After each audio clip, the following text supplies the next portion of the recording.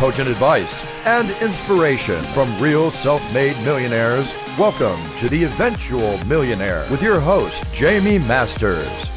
Welcome to Eventual Millionaire. I'm Jaime Masters, and today on the show, we have Tonya Dalton. You can check her out at tonyadalton.com, but you can also check out her book. It is called The Joy of Missing Out. And when I got this in the mail, I was like, that is a really great title. Thank you so much for coming on the show today.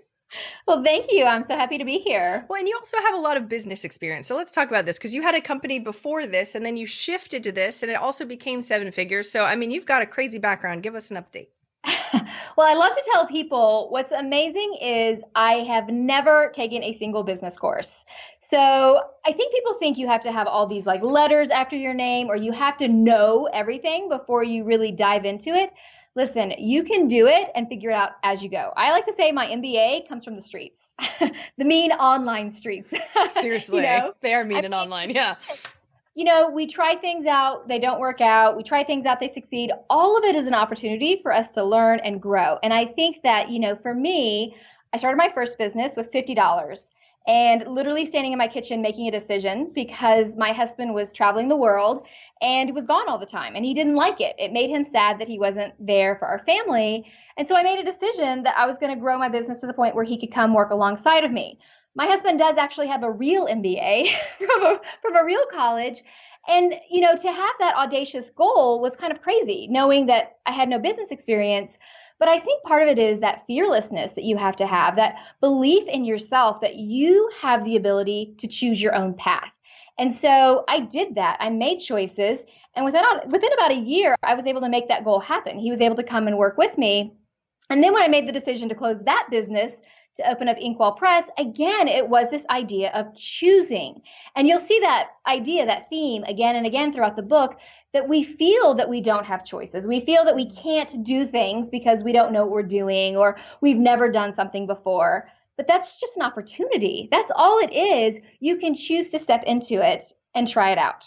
And that's really what I've done and how I was able to, there's a lot of steps to growing a seven-figure business, but it is all intentionality. I tell people, I'm like, come in the door. It's all about productivity. They come in and I'm like, listen, it's intentional living. It's really about making the right choices for you and your business and your family and making those right choices aligned with where it is you want to go. I love your enthusiasm also, just as a side note. And I completely agree with you, especially we live in a world where there's so much information. We have no excuse, even if it's not accredited, it doesn't really matter, right? Wisdom is actually going through it yourself. So, but question, because you talk about fearlessness, were you always fearless? Were you that way as a kid, or is it something not innate? Yeah, well, I moved 11 times before I was 18. I was the new kid at junior high, not once, not twice, but 3 times. If that doesn't gain a little fearlessness in you, I think, honestly, I realized that each time with each of my moves that you have an opportunity. You can reinvent yourself or you can conform to who everybody else is, right? And you try that, squeezing into that box of what everyone else expects of you. And then you realize, gosh, you know what? I don't like everybody else's boxes. I want to do the things that are important to me and really align with who I truly am at my heart. And I think that's really where a lot of my confidence and my fearlessness comes from. I like to tell people fearlessness doesn't necessarily mean there's a complete absence of fear. It means that I know there's a risk, I know there's some fear, and I step into it anyways with the knowledge I already have. And that's the difference, right? It's looking at those breadcrumbs behind me to realize, okay, I've done these things in the past. I can do this moving forward. Well, and like you said, it's a conscious choice, but it seems like you have a lot more conscious choice of bigness than most people do. Not that entrepreneurs don't in general, but even a lot of entrepreneurs play it sort of safe. So how do you decide to take a leap as big as you did, especially to leave a business that was very successful? Yes, to leave a business that was successful and our sole income. Because my husband, as I mentioned, does work with me. He's my CMO. I'm the CEO. And so to realize that we were going to go without income for several months, it wasn't something we took lightly. It wasn't like a decision where it was like, all right, we're doing this, and then you suddenly start doing it. There was some planning involved. There was a lot of, scraping pennies together, checking between the cushions of the couch and making some choices that, okay, this means we're not going out to dinner anymore. This means that we're not going to go to the movies. This means that the kids' after school activities are going to scale down, which, to be honest with you, is a good thing all around, not just financially. Yep. Again, it's all choices to decide that I believe in this so strongly that I'm going to go all in. It's not about dipping your toes in the water. It's about making that dive. But it doesn't have to be, a dive without checking the depth first. We don't want to dive into the shallow end. We want to take some time and prepare. We want that leap to really be like a leap onto a bridge, right? It doesn't have to be over a chasm, but it can still be a leap with that knowledge behind you that you have an idea of where you're going. That's okay if you don't know exactly what that path looks like, but you have an idea and you know what you've done in the past that you can bring with you on this journey. And I think that makes a big difference in feeling confident in making those leaps.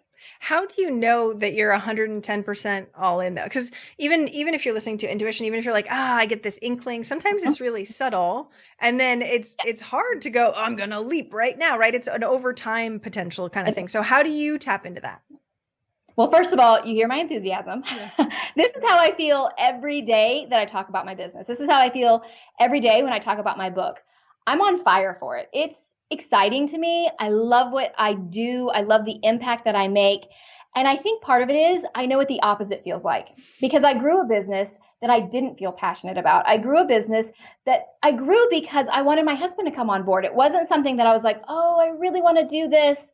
And so to me, it really is this idea of looking at our long term of where it is we want to go, not where I want to go in 6 months or 12 months, but what do I want my legacy to be? What are the things I want to be remembered for beyond me, beyond my children, and really understanding what that is. And so for me, it really is a lot of that idea that I talk about in the first section of the book with your North Star, your mission, your vision, your core values, and getting those to all align so that guides you on your path of where you want to go. Okay, so let's dive into that a little bit because I know people that are listening, especially when it's about the money, right? So my show's all about life first and then money, but there's a lot of people that are like, I'm doing what I got to do. Can you paint the picture of what it was like when you felt unaligned? Because a lot of entrepreneurs are in it and don't even realize that they're there. Yes. Well, I feel like when you're not, first of all, no one goes into entrepreneurship because they're like, you know what? I really would like to stress out all weekend and I'd like to work like 90 hours a week. We go into it, first of all, because we want to solve a problem. We want to help people. We want to make an impact. But also a lot of us go into it because we want to have a certain lifestyle, right? We want to be able to have a nice harmony between home life and work life and be able to take off work at 3:00, which is one of the things that I do every day. I take off work every day at 3 and I put my mom hat on and I go and I focus on my kids. That's why we get into entrepreneurship. So if you're finding that you're like, okay, I'm stressing myself out, I'm wearing myself out, and I'm not even happy, it's not worth it. Even if it's paying the bills, even if it's checking all those boxes of like, yep, good follower count, yep, making money, yep, covering the rent. I think we tend to undervalue the idea of happiness. Really happiness is what, no matter what our goals are, that's truly what we're striving for. You want to run a marathon? You want to be happy crossing that finish line, right? It's that feeling you want. You want to grow a business? You want to be happy not having a boss. You want to lose weight? You want to feel happy on the beach. So when we stop and take stock of, am I happy? Is this fulfilling to me? Do I feel like what I'm putting forth is really making the impact I want? That's when we can begin to see whether we're in alignment or not. For me, when I was out of alignment, it meant I was waking up in the morning going, oh, I got to go to work. Right? Even though for me, work was just going down to the basement kind of a thing, right? And so it's really when you start to see and you notice that things don't feel right. And a lot of it is the intuition. A lot of it is listening to your gut. And I think we tend to think sometimes that's maybe a little woo-woo to listen to our gut. But that's our first line of defense. It's in there intentionally. It's wired into us to listen and pay attention to ourselves and how we're feeling. And then paying attention to not just, whether I'm in the black or in the red, but is the money I'm making really putting forth the mission that I want? You got to make money for the mission. Money is important. Listen, my kids, they like to eat 3 times a day. I mean, I've tried to convince them to go down to 1. They won't do it. So you have to have money. And really, the intentionality behind your business has to be to make money because you're responsible for your team. You're responsible for your family, responsible for yourself. We have to make money and it's important. And so we can't undervalue that. But the element of happiness has to tie in there. And it really is my mission to help people understand that you can have that great, audacious, wonderful life and still have that time for yourself, for self-care, for pouring yourself fully into your family, for being present, for really taking account what is truly important to you. And I think we're so busy chasing down fires in our businesses that we forget, why did I start this business in the first place? And that's where I would go first. Why did you do it? Yeah. And it's okay if you're not happy. A lot of times you also spent so much time and so much effort. You're like, but I built it and I should be, I should be better than I am right now. And other people don't have it this good. And at least it's somewhat better than what I had before, right? We justify all this stuff and it's okay not to be happy with it. We get comfortable in our own discomfort. Yes. That's the truth, is we get to a point where we're like, well, that's just the way life is. And I actually just said this the other day in a podcast, on my podcast, where I said, that's just the way life is the battle cry for people who don't want to change. And I think it's so true. It's like, that's not how life has to be. Yes. We are choosing not to choose. It's still a choice. So going back to that why did you do it? Are you still aligned with that why? That really helps you see, okay, yes, this is really where I'm needing to be. And listen, here's the truth. Doing what you love doesn't mean you love what you do every day. There's going to be hard days. There's going to be days that you don't want to get out of bed. We all have to pay taxes, regardless. We have to deal with, disgruntled employees or customers who are difficult, or all those things are part of running and owning a business. So not every day is sunshine and lollipops. So let's go ahead and throw that out the window. We're not all sitting by the pool doing our work. Sometimes we're sitting in on a Saturday doing some work too. But here's the truth. It's all about, how does it feel about what you're putting forth? And does it feel aligned with that why that you started it with? Yeah, because you can be aligned and have bad days, because everybody's allowed to have bad days too. Everybody's allowed. Every single person has a bad day from time to time. And anyone that tells you they're not is lying. That's just their Instagram feed. Right. Seriously. And that's the hard thing. We're so in comparison mode. How long did it actually take you to go from, okay, intuition, I know I'm going out of this business, want to go into the other one, before the other one really started to make money? Yes, that's a great question. So I knew in October of, what year is that? 2014. I knew that I was out of alignment and I knew that I needed to change. But I also knew that was the busiest time of year and where I was going to make the money I needed to make for my family. So I made the decision in October. I know I'm going to change, but I'm going to give myself space in January after my busy period stops and I'm able to really focus. And then when I got to January, I very intentionally carved out weeks of time, like space for me to dive in, to dig into who I am, what it is I really want to do, what am I passionate about, what is my North Star. And so I started doing that in January. And then I had this whole idea that I was going to continue that first business while opening up the second business. And then what happened is I got aligned with my North Star. And my North Star was like, oh my gosh, this is what I want to do. I wanted nothing to do with that first business. I wanted nothing to do. I was like, oh, I don't want to deal with you. So I ended up deciding to close that business in, I think it was April. Closed that business in April. And then we went without income until we launched in November. So the day before our launch, I look at my husband and we scrapped our email list because I didn't feel like it was fair. They were very different businesses. I didn't feel like it was fair to bring over those people and expect them to want to continue following me. So I started with an email list of 0 and I worked over the summer to start building that up and really being very intentional with who I was curating and who I was talking to.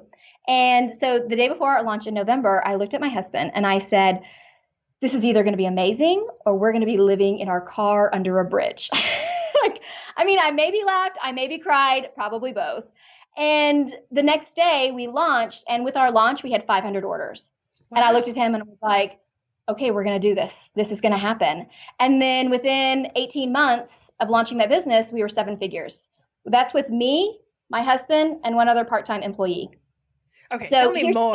Yes, yeah, exactly. Go ahead. You don't need a big team. You don't need all the bells and whistles to be able to grow to that 7 figures. You need that intentionality. It really is about creating systems and creating a way for the business to run so you don't have to have a huge team. So you don't have to have all these other things. And so I think that's really, I live what I teach. And I think that's why I'm passionate about it, because I've created this lifestyle for myself that is achievable. It's not some sort of ideal. You can truly do it. All it takes is intentionality, really being focused on what it is you want to do, using things like Pareto Principle, which is our 80-20 rule, to really dive into what are the vital few things that make the biggest impact in my business? What are the things that are going to really help our growth? What's going to really help us, with our customer base? What is it that's really going to get our customers excited? And then choosing to say no to that rest, to the trivial many, right? The 80% that takes up our day. And so it really is getting that laser vision of what I need to focus in on and letting some of that other clutter and noise go away. I mean, that's why I called the book The Joy of Missing Out, because it is about choosing to miss out on all the clutter and the noise and finding the joy that's right there, right? Easier said than done, though. So, okay, so it is. Yeah, let's break it down a little bit too, especially when, like you said, I don't have an MBA and there's so much information online too. So if you're going into learning mode, you could be listening to people that really have no idea what they're saying about it, but they have really good marketing. And you know what I mean? There's just, there's so much noise out there. How did you figure out not only who and what to listen to, but also what the 80% of that was? Yes, I love that question, because you're right. There's a lot of people who are selling some snake oil out there, right? Or who act like they know what they're doing, and then you dive into it. Or now at the point where I am in business, where I know a lot of things, I'm like, oh, no. Yes, no. Please stop teaching that, please. No, yeah. Please don't. Yes. So it really is to kind of starting to figure out, start with just a few people. Who do I believe in? Who do I trust? Who do I know is not just out there affiliating themselves over and over again? Because there are people who do know what they're talking about, but then they don't care. They're affiliating, right? They're doing all these JV kind of things. I want people who are going to recommend people they believe in, not because they're getting a cut, but because they truly believe in them, right? That they really want to put forth these other people's businesses because of the good they're doing. So I try to make sure that who I'm following and who I'm paying attention to, who I'm surrounding myself with, is also interested in that, right? And so that's really how you start to figure out who are my gurus, who are the people that I want to pay attention to. Finding one podcast and paying attention to who are the guests that they have on. Do I believe in that podcast host message because I know that they're pulling guests intentionally that are going to give me the tools I need? And then you can start to really dig into it. I think it's really important not to just, dive in feet first. You got to just pay attention and really do a little bit of a Nancy Drewing, I like to call it. Like, you got to be your own Nancy Drew. Dive into it. Because here's the truth. Google's never going to judge you for your searches. It's never going to be like, you searched for that yesterday. It's not. It's okay not to know. It's okay to Google the same person 2 or 3 times to figure out who they really are and what their message is. And the other thing is, are they walking their talk? Are they aligning with really what they're telling me? If I'm listening to, somebody who's telling me you should be doing this in marketing, and then I look and they're not doing that, that's probably not a person I need to listen to. I like to tell my kids, like, when people show you who they are, believe them, right? You can still like them. You can still, kind of follow them, but you have to be like, all right, I know who you are now. And I think it's the same thing in business. We have to choose who we want to follow, because there are a lot of people out there in the space. And so it's easy to go, okay, I need to do this. I need to do that. I need to do this. But pay attention to who you really respect. And by respect, I mean you align with their beliefs. You align with how they grow their business. You align with, their belief system. I think it's important to have diversity of belief and all of that. But if you're looking for, like, how do I want to grow my business the same way this person is, that's what you do. And I think the other part of it is realizing that just because, person X grew their business this way doesn't mean that's going to work for me. We need to make sure that we're playing to our strengths, but also playing into our weaknesses. I talk about that in the book because we want to pretend like, oh, we don't have any weaknesses. Like, let's just shove them under the rug. Let's pretend they're not there. It's how I cleaned my room when I was 13 years old. I just would shove it under the bed, but it's still there. So, we really need to be cognizant and paying attention to all these things, right? Instead of pretending that they don't exist, let's pay attention to what our weaknesses are and let's play to them.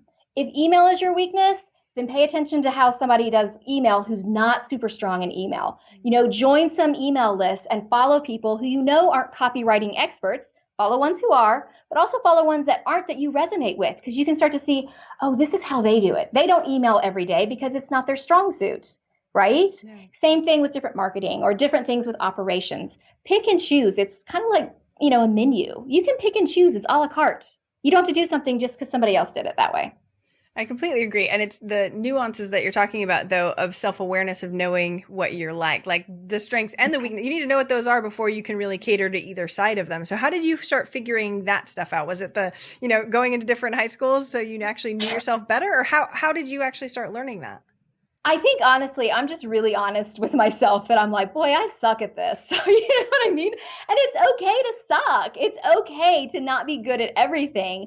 So, I sat down one day and I started by figuring out what are my strengths. Let's start with the positive, right? Let's write down the things that I like to do and that I want to do. And just because you like to do something doesn't mean you have to do it. Let's keep that in mind too.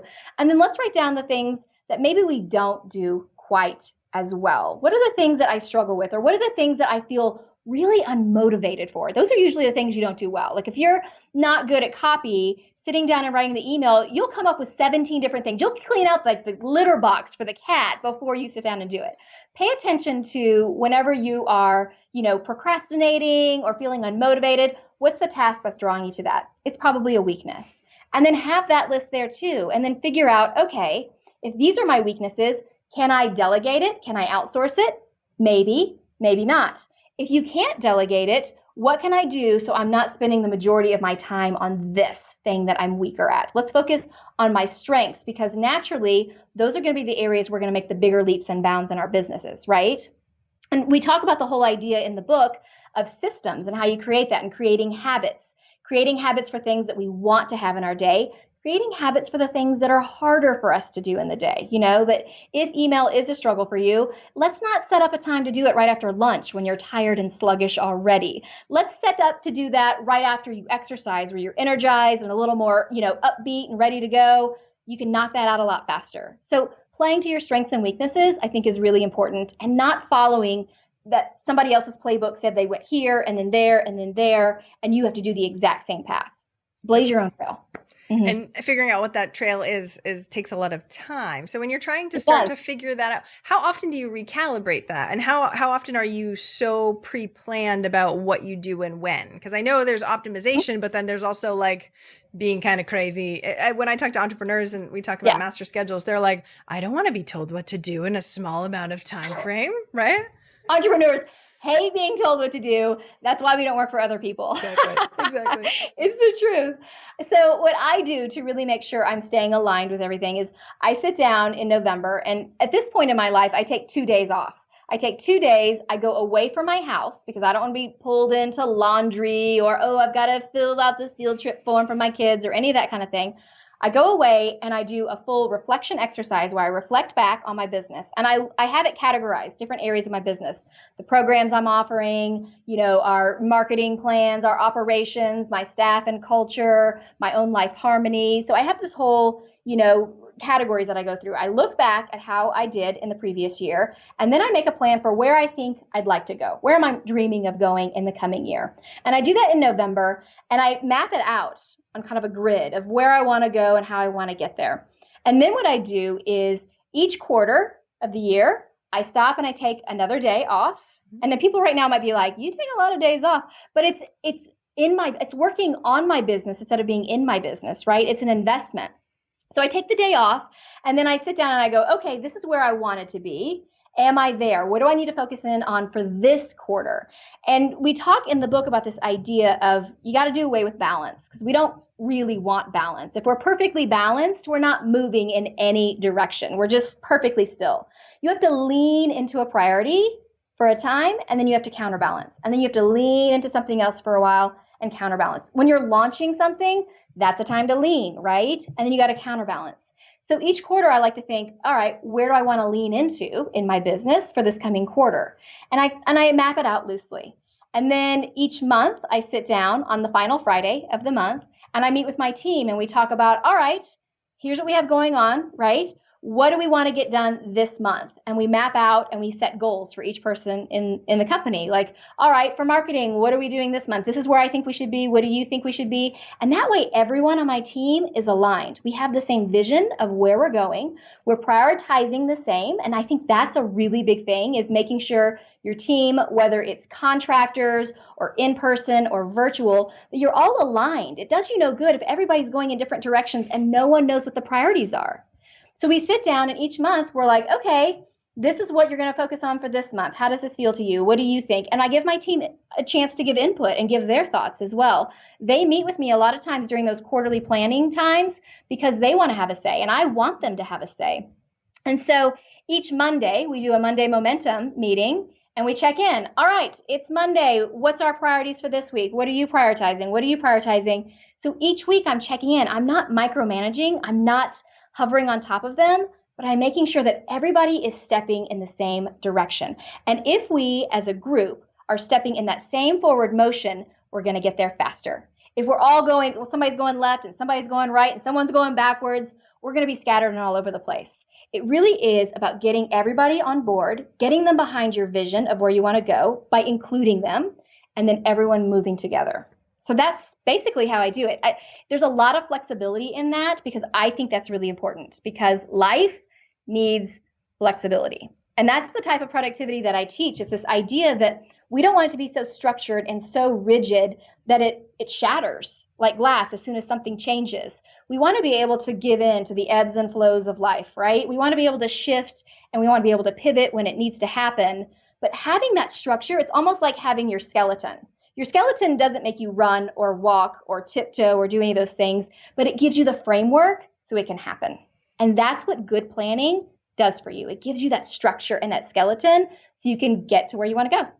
Okay, let's dive deeper into that then too, because you said when there's other opportunities, you can be flexible. But when do you know when it's a good opportunity and when it's not, especially when it's like you're already running towards a goal and then, you know, we're bombarded by either it's an opportunity or distraction and we have to sort of calibrate and know what's what. How do you do that? I think that's one of the biggest challenges. I'm pulling up, I want to show, because in the book, we have this whole finding your yes matrix, because I think this is one of the biggest challenges is it's not about saying no, right? Because people are like, oh, you need to say no more often. You need to say no. It's not about saying no. It's about finding your yes. What are the yeses that are aligned to you? And I think so often we think opportunity only knocks once. So I've got to open the door every single time. But here's the truth. Are all those opportunities going to benefit you on where you want to go? So in this matrix that we walk through, it asks questions. Like the first question is, you know, why do you want to take this on? Let's start with that gut feeling. What's our intuition telling us? Is this telling us like, oh, this is exciting, we really should do this? Or is it like, oh God, this is going to be terrible? Pay attention to that. Then we need to ask ourselves, is this aligned with our North Star? Is this really aligned with where it is I want to go? And then we ask the question, you know, how much time will it take?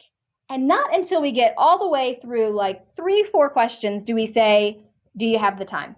Because I think so often we think, well, you know, I've got 15 minutes, so I can do this 45-minute project, Seriously. right? Yes. And then we wonder why we're exhausted and wearing ourselves out. It's not about having the time. It's about, is it your yes? Is this the yes that's right for you? Is it the yes that's right for your business to get you to where you want to go? We forget that opportunities, they are at a cost. Time, energy, focus. And that takes away from other areas of our life, of our business, of everything. And so we have to remember that every time we're saying yes, every time we're opening that door to opportunity, we're saying no to something else. And that no might be our own passion project or our own goals or time with our families, right? Or time with the people that we care about. We have to really remember that. And I think that is one of the biggest challenges is that right now we are flush with opportunities in our world because of the online space. It's so much easier to want to do this and want to do that. So it really is actively choosing and getting back to that idea of the 80-20 rule, deciding what's going to make the biggest impact for you and your business. How do you get good at timelining and actually guessing on how long some of this stuff is too? I used to be a project manager and even me, I'm like, oh, I still suck. I have to like double it or triple it to make sure I have adequate time instead of me feeling like I'm always on a deadline, which sucks. Yeah, it's tricky because you want to give yourself some buffers, right? You want to give yourself some breathing room for that flexibility.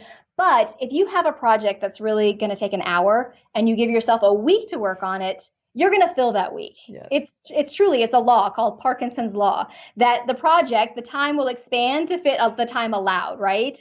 And so, but what we fill it with is the stress and the procrastination and the feelings of guilt that we haven't worked on it. And so it's this balance of like, okay, how do I figure out how much time while giving myself these buffers? So what I like to do is I like to try to track my time and pay attention to past projects. And I take notes and I write those things down. Like last time we did a website redesign, we thought it would take this long. That specifically, ridiculously. Right? Yep. I mean, Don't even get me started on a website design. I always joke with my clients and I was like, yeah, you think that's what it's going to be. Okay. You can keep thinking that if you want to, feel free. Right. And then they're like, oh, right. It's tough. But I think too, like having these, instead of it being one final deadline, having a series of mini deadlines and then stopping and reassessing, is that final deadline still appropriate, or does it need to be moved up? Does it need to be moved back? And really giving yourself that grace and that flexibility to shift. I think so often we think this needs to be due on this date and there's no way around it. Well, if that's true, then you need to give yourself extra space to start it, right? Because contractors won't get back to you. Something goes wrong. Something has to be redone. You get a sick kid for a week and then suddenly you haven't worked on the business for as long as you thought you would that week. Those things happen. So really stopping and creating these mini deadlines for yourselves allows you to stop and say, okay, where do I need to go next? What's my next deadline? And really kind of backing it up instead of setting those deadlines all the way back at the beginning of the project. You can kind of set like an ideal deadline, but know that they're going to shift. What about, especially when I'm working with clients, we don't trust ourselves in our deadlines anymore, right? So it's like, oh, right. So I pushed it out. Oh, well, I'll just push it. Right. And then even the act of making a deadline doesn't matter as like what it used to, or if you worked in corporate, or if there's an external deadline, totally different. So how do we actually cultivate so we're actually doing something with our deadlines that we're putting there? Well, the thing is because we're accountable to ourselves. And so we are our own boss, so we can lie to our boss and be like, it's okay, we'll just push that back, right? So setting some things in place to help you be accountable, whether that's having somebody, being in a mastermind group or in a peer group where you're checking in on each other and giving yourself, like, hey, how you doing this week? And doing weekly check-ins can help. I find that to be really, really helpful in kind of pushing me out of my comfort zone from time to time, and then also keeping me accountable. I think too, setting up some, accountability that's a little bit painful from time to time. Like if I don't have this done, then I have to take $100 and I've got to give it to, this person, and I don't get that $100. That pain of losing that $100 is enough to make you want to do it. So find the things that really motivate you. Sometimes it's positive reinforcement. Sometimes it's negative, like the $100 bill, but really giving yourself a reason why you should hit that goal really makes a difference. I'm a big fan of rewarding yourself, with, okay, I achieved this goal. I'm going to reward myself. And not every reward has to cost money. It could be, I'm going to have an extra long bath tonight, and I'm going to read a longer chapter of the book. I'm going to go for a walk by myself. It could be anything, but giving yourself little carrots to work towards, that also helps at the same time. Do you do that often? So is it something where during the day you're like, okay, when I get these 3 things done, then at the end of the day, how do you deal with your reward system? Is it on a long-term thing? Is it usually short-term? I think it depends. It depends on my motivation. Let's be honest. If I'm already highly motivated, I don't need as much of an incentive, and I don't need to reward myself as much, because if I'm motivated and I'm already excited about it, getting the work done is a reward to me, right? But if it's something where it's like, oh gosh, I got to do this. Like, okay, so right now I'm mapping out book number 2 because I have to turn it into HarperCollins in October, and I've been dragging my feet because I've had some other things going on, and I'm like, okay, I need to have the outline ready to go by such and such date. And when I do it, then I'm going to go out to dinner with my husband to celebrate at this restaurant we've been wanting to go to. So it's these little carrots. It kind of just depends project to project. Again, it's that idea of let's play to your strengths and your weaknesses. If something is a strength, you're already excited about it, already motivated, you don't need as much of an incentive. But if it's something that you're like, oh, I don't want to do this. Like again, the email example, if you go 3 months in a row with sending out your newsletter every week, and that's a struggle for you, oh my gosh, go and celebrate that. It doesn't matter what it is. It's go celebrate. Give yourself a pat on the back. We're really, really quick to criticize and critique and tell ourselves everything we did wrong. And we do not take the time to be like, you know what? You did a really good job. Solid work there. That makes a huge difference in our day. It really does. Yeah, I run mastermind groups, and it's so funny how often me too. When you look at your past week or your past 2 weeks and last time, all the things that you could have done better versus all of the wins that you have. Like I feel like as entrepreneurs, we've got this modality, rose-colored glasses that are like brown-colored glasses. And you're like, I only see shit. I'm only looking around, seeing the crap around me and not any of the good stuff, right? The brown color glasses are absolutely correct. Here's the thing that I think is really fascinating. Brain research actually shows that our brain for negative things is like, Velcro, and for positive things is like Teflon. So what they have found is that for every time you do something negative, you have to offset it with 5 positive things. So it can be that you screwed something up and take 5 seconds to just deep breathe and think of 5 things you're grateful for in that very moment to kind of flip that switch around. Because we ruminate on it and we stew in it. It's like a hot tub. We're like, all these things I did wrong, right? And instead we need to be like, these are the things I did right. That's one of the reasons why I do the exercise that I talk about in the book, the 5-minute download each day, where you do start by writing down. You take 1 minute to write down the things you did well, because we don't pay attention to the things we did well. We tend to throw those to the side and forget all about them. And all we can think about is all the things we didn't do. I didn't do this. I forgot to do that. I screwed this up, right? Meanwhile, you did 75,000 things well. You did 75,000 things right.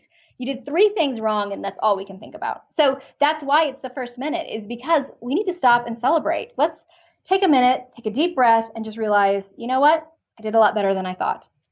Because the Tonyas will never, ever, ever stop. No matter how many checklists I have, with all the checklists off, if there's 3 without, it's always like, but there's yeah. Oh, that there's 3. Yeah, true. Well, you know how I feel about to-do lists because you read the book. So I don't believe in to-do lists. So let's talk about that. Yes, that's definitely. Why. Yeah. I mean, LinkedIn found that for business professionals, only 11% of people actually achieve everything on their list. So that means 89% of people go to bed at night going, damn, I didn't do enough today, right? Even though they were busy all day long. That is the worst way to go to bed. I mean, that is the worst way to feel about yourself, that you didn't do enough. So let's take the to-do list. Let's throw it away because it's too long. It's unorganized. It's haphazard. You just keep tacking things onto the bottom. And let's instead choose to make a priority list, which is basically a to-do list with intention, right? It's taking that to-do list and prioritizing your tasks based off of how important they really are, right? And by important, I don't mean that they're an urgent fire. Urgent and important are 2 very different things. Important means it's connected to that North Star that we talked about. It's linked to a goal. It's something that you and only you can do. And it's an investment in yourself. It's an investment in you and your future. Those are the things that are important. And by creating a list, and we walk through all of this where there's 3 categories on the list of escalate, cultivate, and accommodate, starting at the top with the work that's important and working your way down. Then you get to the bottom where the things are unimportant. Those are the tasks that we're like, that aren't really, hitting the things in our heart that make a difference. They're not the things that are growing our businesses. They're not the things that make us feel satisfied. So when we create a priority list and do use those categories, that's when we go to bed and we go, I did well today. I did really good. Because I think we get caught up with a to-do list in the number. I did 50 things, right? Well, if you stand somewhere and you take 50 steps in 50 different directions, where are you going to end up? I mean, you could be in the same spot. You might be further behind. Seriously. But if instead you chose to make 5 steps, only 5, but there are 5 steps in one forward direction because they're things that are important to you and your business, where are you going to end up? Closer to where you want to go. And the 5 steps are so much more meaningful. And that's where we feel satisfied at night. That's where we feel successful, not the 50. We got to stop thinking about quantity and focus in on the quality of what we're doing. That's where it makes a huge difference.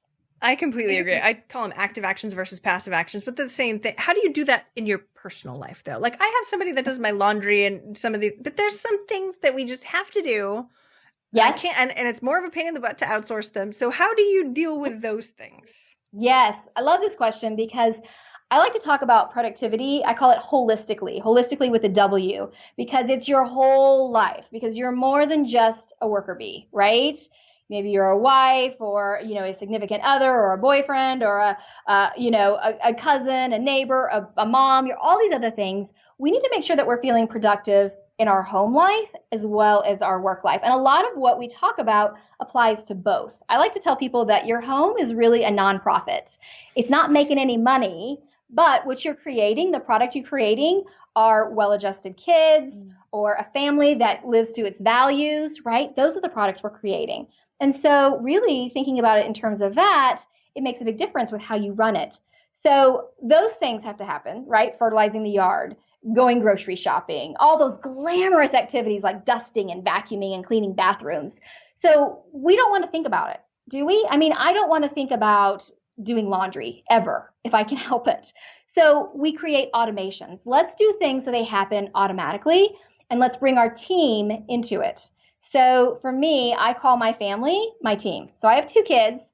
My kids are now 17, which is crazy. He's 6'2", and my daughter is 13. And I have my husband, John, who I mentioned works with me. And what we do is on Sundays, we do team planning together, and we sit down as a family and we talk about what's going on for this week, what's happening this week. And everybody knows what's happening and everyone takes part. It's not me running the show. My job is not to serve my kids. My job is to role model for my children, right? And a good role model is someone who is delegating, who's having people outsource, who is having, living a life outside of being a parent. And so I bring them on board and everybody takes their part and does what they need to do. One of the things that we started when they were really, really little was this idea of automations, things that you do automatically so that you're not thinking about it, like laundry. So when my kids were little, Tuesday was laundry day for them. Every Tuesday, it's Tuesday, it's laundry day. And when they were teeny tiny, like 2-3 years old, they would drag their hampers out of their room and into the living room. And then they got older and I would say, it's Tuesday, it's laundry day. And they would take their hampers and they'd bring them out and then they would sort them. Yes, I could have sorted it faster. Yes, there were times I wanted to tear my hair out because it was taking so long. But yes, I was investing in my kids because soon enough, I wasn't standing over them and they were sorting the laundry. And then they got a little bit older and I'd say, it's Tuesday, laundry day. They'd bring down the laundry, they would sort it, then they'd put it in the washing machine. And right now, I don't say it's Tuesday, it's laundry day anymore because I don't worry about laundry because my daughter does her laundry, my son does his laundry, and they actually do the house laundry as well. So it's this whole idea of let's set some of those things on automatic as well. We can do that at work with things like inventorying and website maintenance. Let's do it at home. Let's do it with things like laundry and meal planning. Let's do it with when we're going to fertilize the yard and what day we're going to mow the yard. Let's stop thinking about those things that are just taking away our brain power from growing our businesses. Let's set those to work on autopilot. Let's empower our teams to know when those things should be happening so that they can take part in it as well. I love the and we go laundry example. that. I mean, that's all, right? That's the whole section 3 of the book is this idea of how do you simplify and make sure that those things happen.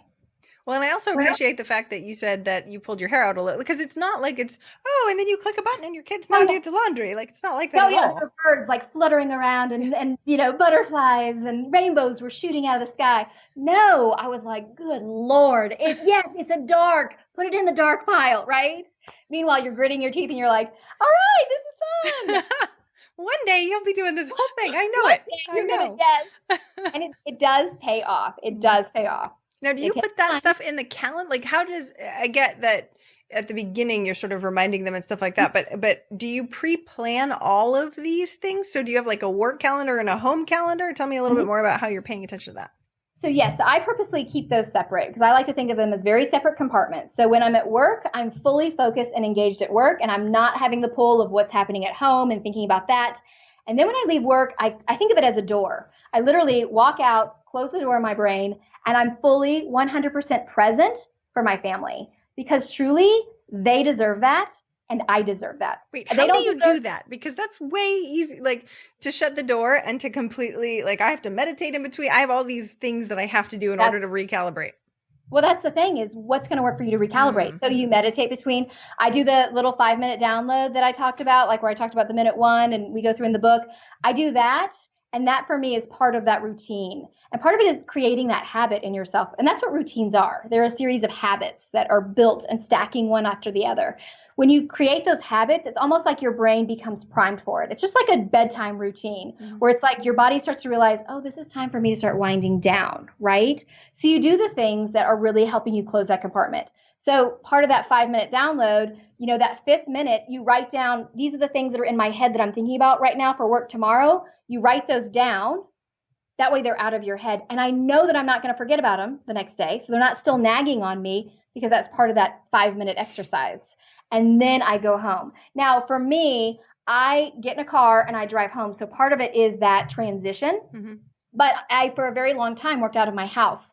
So what I would do is I would have a desk area set up. And for a long time, my desk area was in the kitchen, and it was like, 2 feet by 1 foot, right?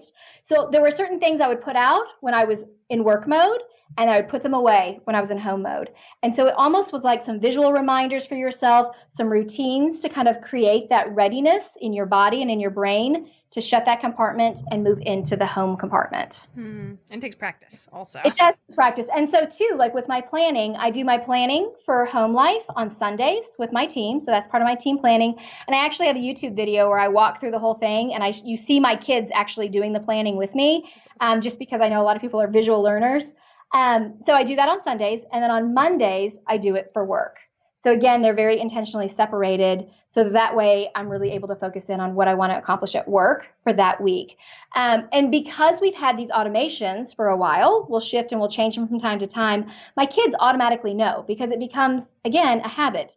Really, I didn't have to say it's Tuesday's laundry day, because they knew Tuesday was laundry day. When they were 5 years old, they knew all I had to say is, "Good morning, it's Tuesday." They're like, "Getting the laundry out, Mom," right? They know. And so now with my kids being older, we've shifted and they have chore charts. So Kate has a chore chart, Jack has a chore chart, and it depends on what's going on each week, whether it's recycling week or, housekeepers are coming this week kind of a thing. And it says, like, here's their chores, and I have them choose. I do this on Monday, I do this on Tuesday, I do this. So I give them ownership over their own schedules, but they've created their own automations. So then on Monday, they know that they're going to do this. On Tuesday, they know they're going to do that. And so it takes it out. It takes me as the micromanaging mom out of it. Mm-hmm. I'm not nagging them. I'm not worrying about whether it's getting done, because we sit down on Sunday, and on each Sunday we sit down and we say, "How did your chores go last week? Let's take a look." And we talk about it. And then we plan for the next week to come. So it really is so important. We think about empowering our teams a lot. We think about managing our teams at work. We need to manage our team at home, and we need to outsource to our team at home, because truly when we bring them in, it makes them part of the circle. It makes, we feel like we're supposed to do all the heavy lifting, but when you allow others to come in and do some of the lifting of you, helping you out when you're having a busy or stressful week, your kids will rise to the occasion. They love to be a part of it. Think about when they were little and they're like, "I do it myself," right? Or "I do this," and they want to do big grown-up things. People want to believe that they belong to the group. And if you're doing everything for them, they know it's for them and they're not really contributing. So you bring them in, and that makes your team stronger. I'm really big on building relationships, and I think productivity allows a lot of that with creating these systems. I love that you link the two, because most people don't link those two things at all, and community in general, because you're creating something with your whole family. That's awesome. So I didn't realize even what time it was, so that's always a good sign. So I have to start wrapping up. I was like, wow, I didn't even realize it's been that long, which doesn't happen very often. So I have to ask the last question. What is one action listeners can take this week to help move them forward towards their goal of 1 million? Yes. What I would tell you is this. Take, let's say, 20 minutes to write down all the things you're doing, all the tasks that you're doing for your business. And then I want you to rank them 1 to 10. What are the things that are really making the impact in your business? What are the things that are moving you forward? And let's say you have 20 things on that list. If we're thinking about that Pareto Principle, the 80-20 rule, 20% of 20 is 4. Is that right? Oh my gosh, math, not my strong suit. Take that 20%, put that at the top. Those are your priority items. All the other stuff, help it go away as much as you possibly can. Focus in on that 20% of your actions and your job that will drive your business forward. That is by far the fastest, easiest, simplest way to get to that 7-figure mark. And everybody knows the Pareto Principle, and nobody actually, not nobody. You have to do it a lot, people, a lot, because it gets in the way all the time. Again, it's the check-ins, right? Quarterly check-ins where you're checking in every now and then. It's a 5-minute exercise, and it makes a huge difference. Awesome. Where do we find more about you? Where do we listen to your podcast? Where do we get your book? Yes. So you can find me at TonyaDalton.com. So that's Tonya with an O and a Y. You can find links to my podcast there, Productivity Paradox.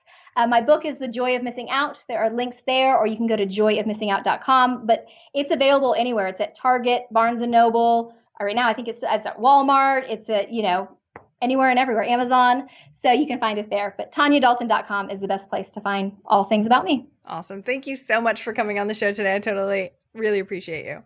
Thank you so much for having me.